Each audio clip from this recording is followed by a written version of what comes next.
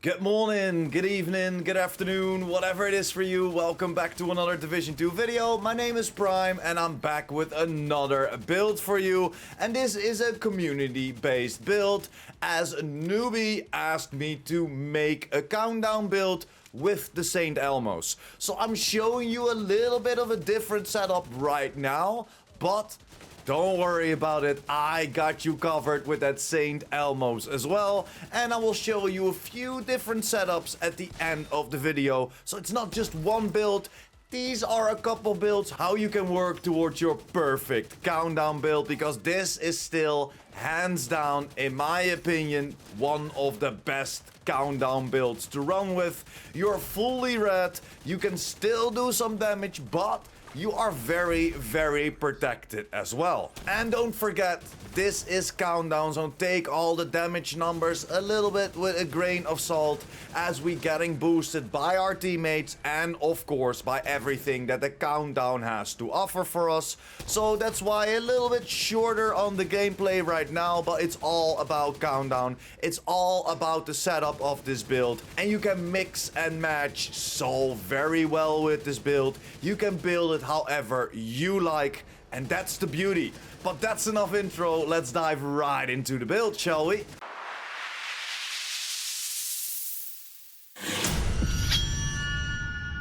And this is the build that you just saw. Of course it's countdown, so take it with a grain of salt. We're getting a lot of boost from our teammates, and of course countdown itself give us a lot of boost as well. But like I said in the intro, one of my community members asked me to make a countdown build, and this is still hands down one of the best builds you can run around with, because we are full reds but still protected. Fighting against the elites, most of the elites are within countdown. There are a few red and purple bars in there, but 99% of the enemies will be elites, and that's why the protection from elites build is king.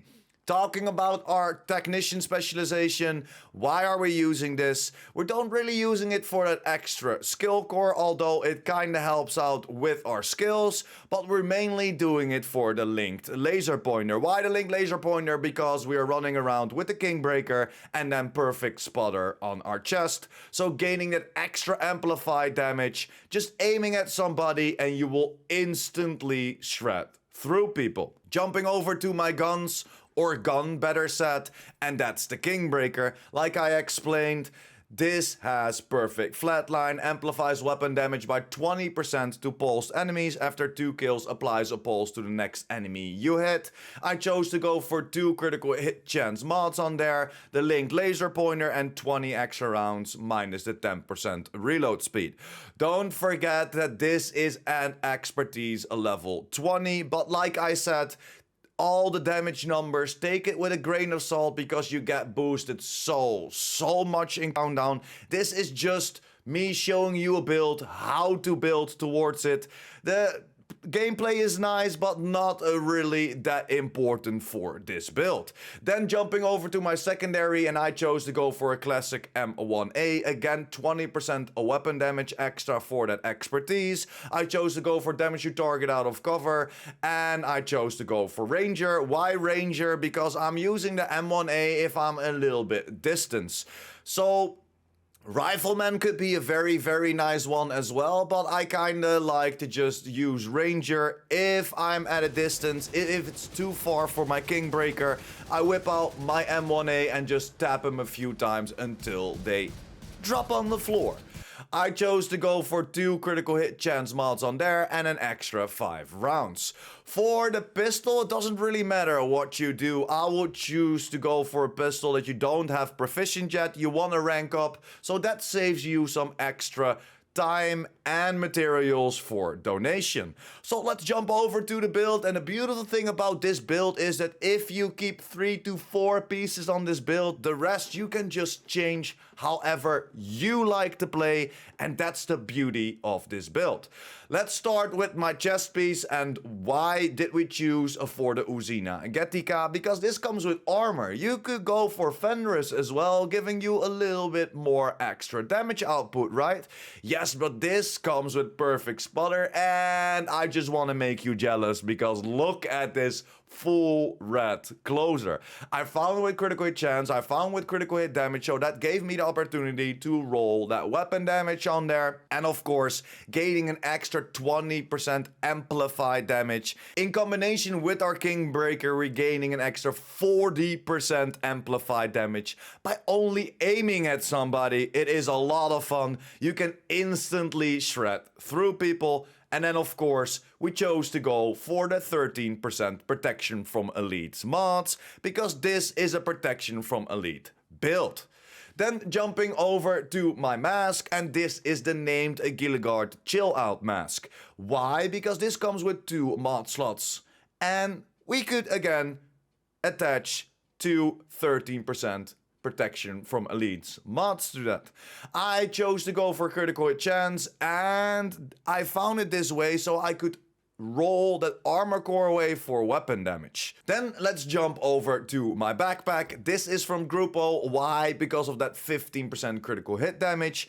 Again, everything red, everything critical hit chance, everything critical hit damage, and then of course again protection from elites mods on there. Try to get as high as you can, and I chose to go for vigilance, increase the total weapon damage by 25%, taking damage disable this buff for 4 seconds. But again, you can go for whatever you like. If you wanna go for companion or something like that, you can do that as well. Because of course, if we get hit, we're losing 25% damage output.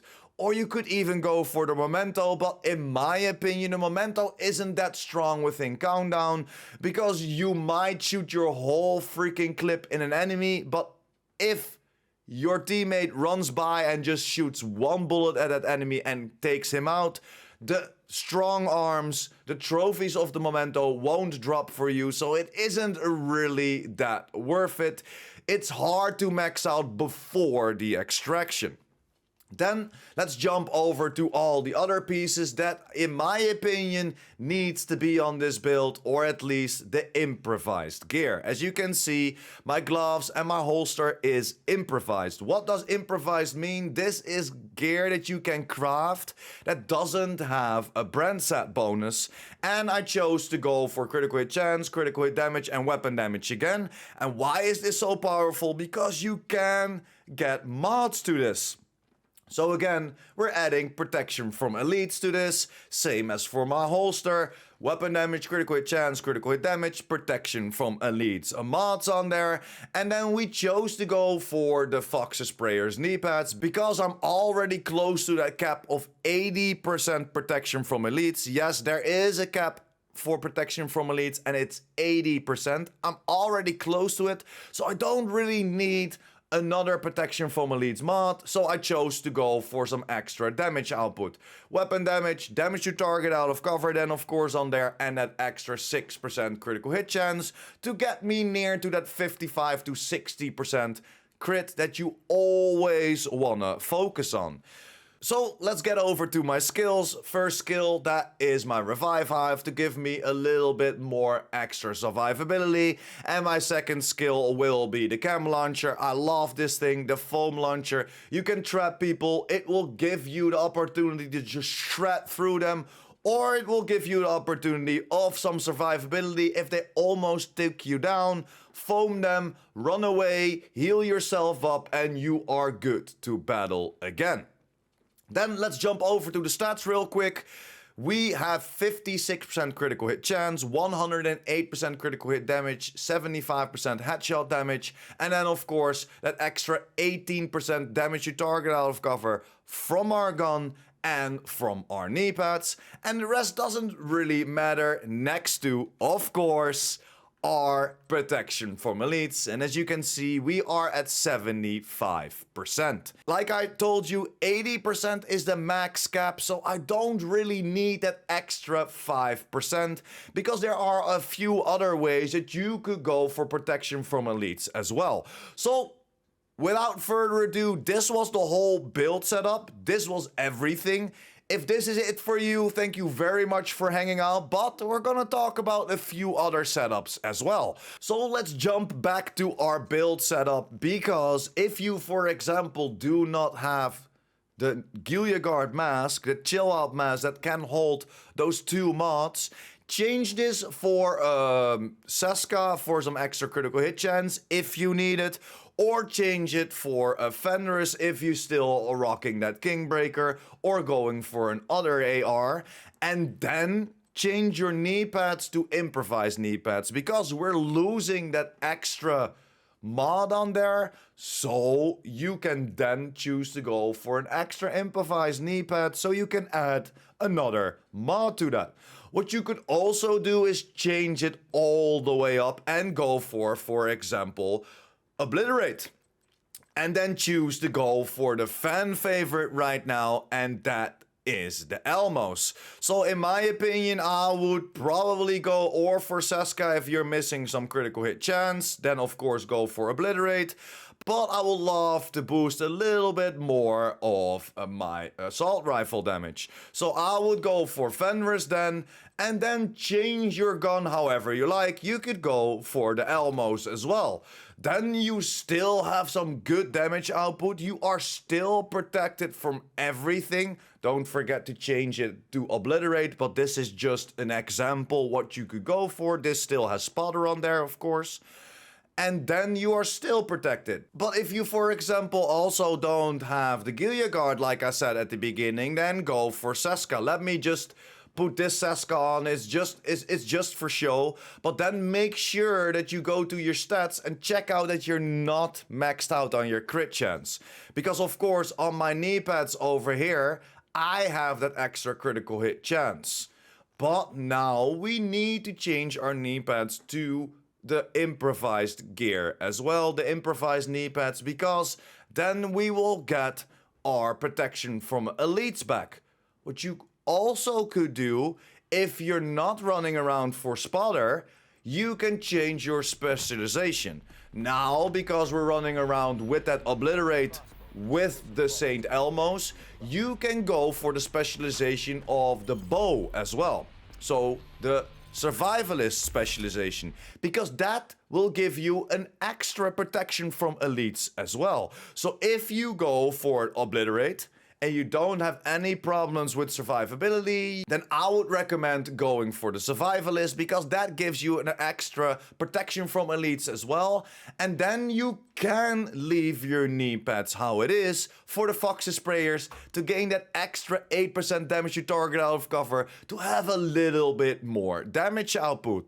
But that's pretty much it, guys. This is another setup you could make. Like I already told you, Memento is not really worth it, especially not in Countdown, and this is just a straight up Countdown build. I hope you enjoyed. If you're still here, you are a freaking legend staying until the end. If this build helped you out in any way or form, or are you liking this build, make sure to like this video. And if you're new here and you want to be updated about the Division 2 and the Division universe, make sure to hit that subscribe button, and I will see you in the next video. PurePrime out.